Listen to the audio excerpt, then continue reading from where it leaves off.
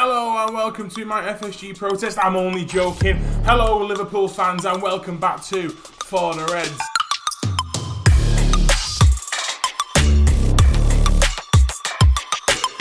Today we are talking the one and only Jude Bellingham. There's some talk about Jobe and Mark being involved in the deal. We might as well just call it the Bellingham transfer. We're signing the whole family. His mum's going into the backroom staff, I've heard. But that's what we're talking about today. So give this video a like if you think Jude's going to come to Liverpool. Please hit the subscribe button for more. We love doing these transfer targets on here. And let's get straight into it. So now that my FSG protest is behind us, let's talk about Jude Bellingham. Now, there's been recent reports that apparently Jobe Bellingham, the younger brother at Birmingham, and Mark Bellingham are both going to be involved in any potential deal to Liverpool Football Club. I'm going to give you my thoughts now. First of all, Mark Bellingham becoming a scout for Liverpool Football Club happens all the time, guys. Honestly, in deals like these, in most deals when parents and families are involved as agents, there's always a little trade-off. There's nothing wrong with Mark Bellingham getting a decent scouting position at Liverpool Football Club. They can take his opinion on board. He can do his job. And if it sweetens the deal, then great. But Jobe is the interesting one.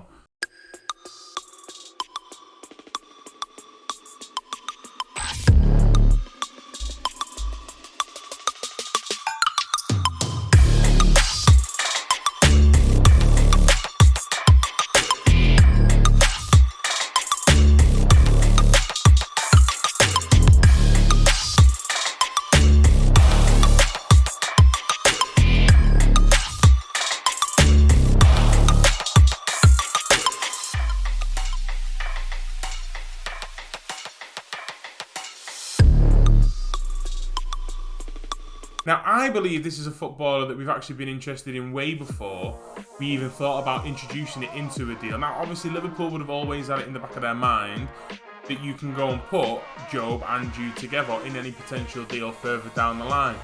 But what I mean is in the sense of, if Jude Bellingham didn't happen, I still believe we'd go and pursue Jobe Bellingham.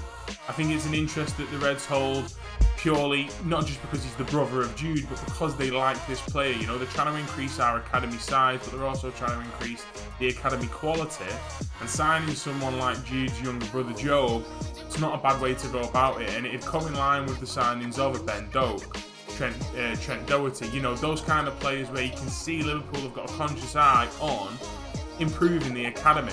However, how does it factor into a deal? Well, it depends on your stance. For me, I don't see a problem with it. You get Jude Bellingham, unbelievable player, and still an unbelievable talent. You get Jobe Bellingham, an unbelievable player, an unbelievable talent. If you can bring them both together in a deal, and of course it's going to make the family happier because the family's all back in one place again.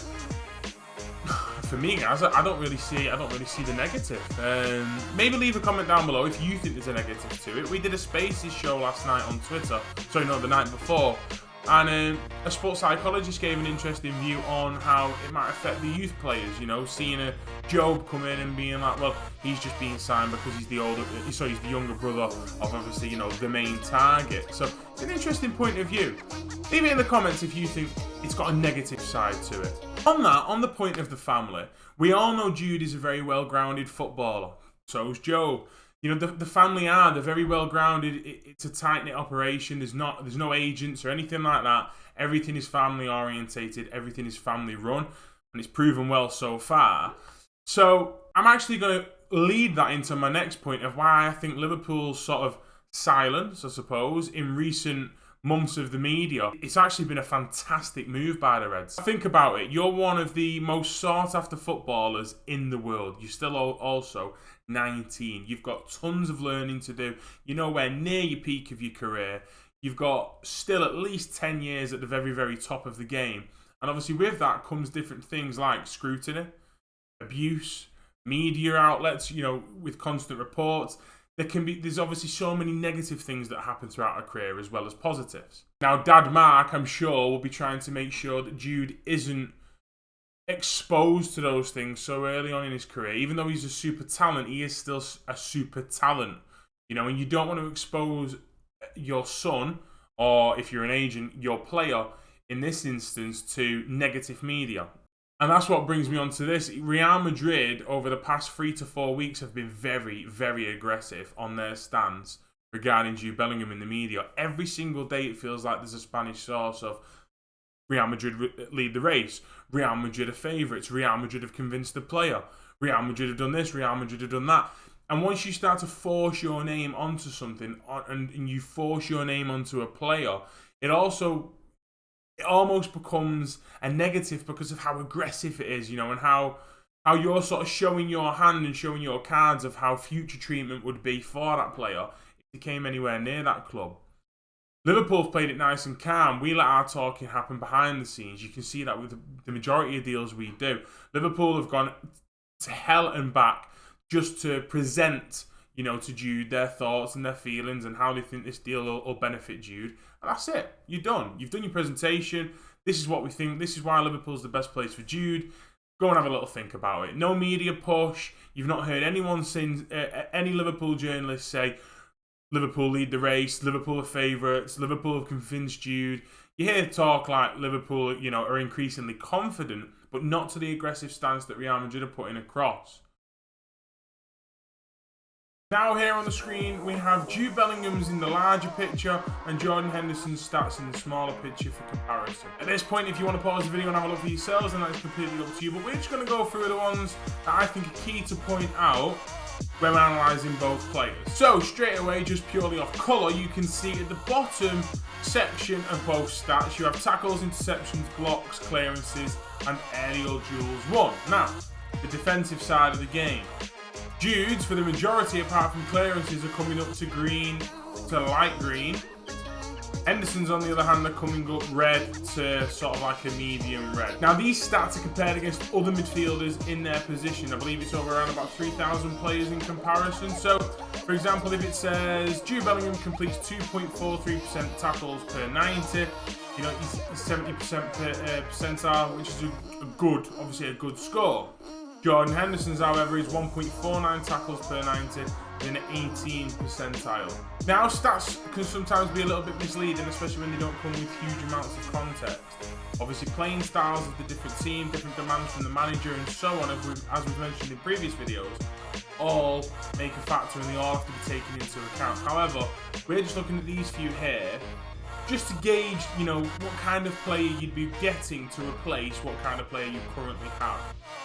Now, we all know Jordan Henderson currently isn't on form, and if we're going to all be brutally honest, his legs have probably given up on him. So these stats from Jude are naturally going to be a little bit better, purely because of the age factor, especially on the defensive side. But it's mental to see the difference. Interceptions is so much higher. Blocks per 90, which is really, really vital thing for Liverpool. Clearances, neither of them scream out as great, but again, that depends on where you are on the pitch. If you're a further attacking midfielder, the likelihood is you're not going to spend a lot of time in your own box. However, these are both what you call box-to-box players.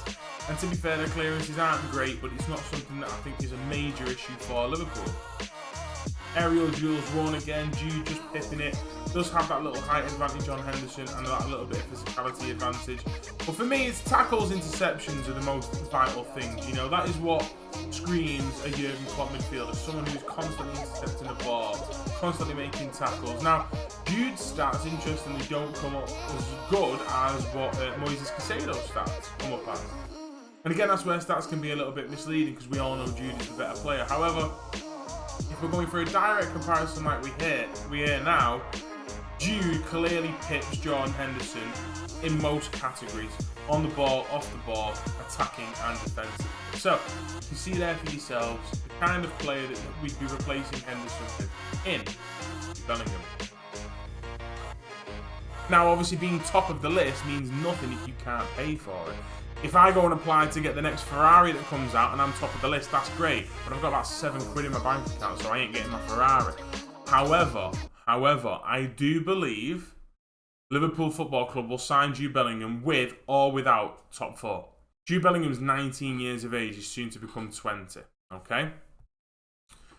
He's got years ahead of him in the game.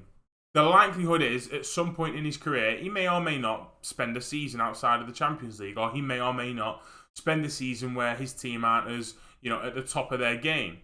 So with that in mind, if a player has got so much time, you don't need to necessarily think about, well, he has to play for a Champions League club.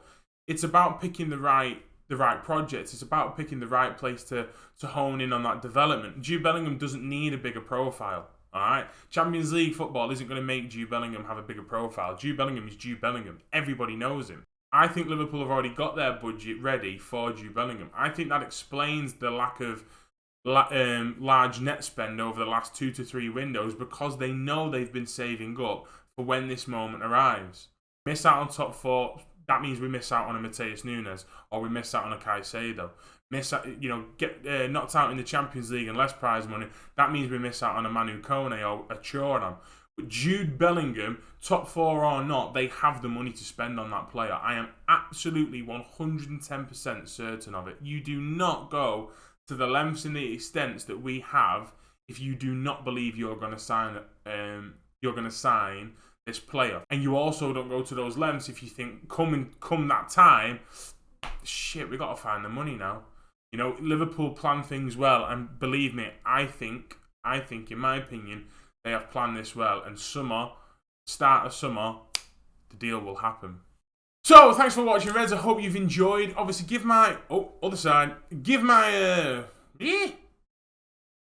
like on this video if you think Jude Bellingham signs for Liverpool Football Club. Let me know in the comments down below if you think Jobe Bellingham and Mark Bellingham being involved in the deal is a good thing. And follow me on Twitter for my live spaces, who I do with a good friend of mine called Fozzie. Honestly, guys, they've been amazing so far. You guys have loved the conversation. We've had some brilliant chats in there. It's been superb. And honestly, we appreciate all the love and all the support. You guys are absolutely smashing it. So, I shall see you all later on Fozzie's channel for Liverpool versus Brighton build-up. Thanks for watching again, guys. I'll see you all later. Ciao.